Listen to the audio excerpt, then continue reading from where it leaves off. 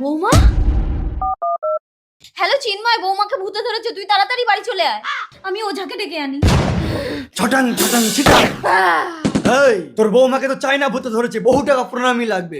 যত টাকা লাগে লাগুক, আমার বৌমাকে বাঁচান চিটাং বাবা। এই নিন টাকা।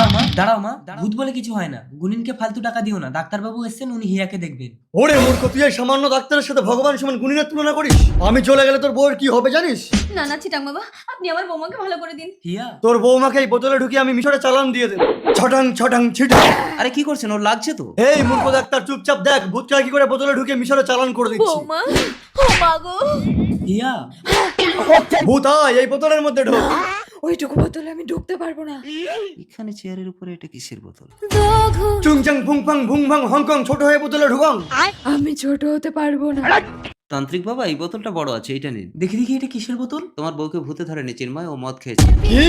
আমাকে ভূত চেনাস? আমি ভূতের সাথে কথা বলি। হ্যাঁ, সে তো দেখতেই পাচ্ছি। তা আপনার ভূতকে জিজ্ঞাসা করুন ও কি খেয়েছে। ছটাং ছটাং চিটাং।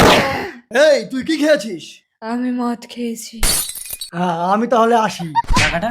এই টাকা দিয়ে তোর বউয়ের নামে কালী পুজো করবো। ছেড়ে দে চিন্ময়, মায়ের পুজো করবে বলছে।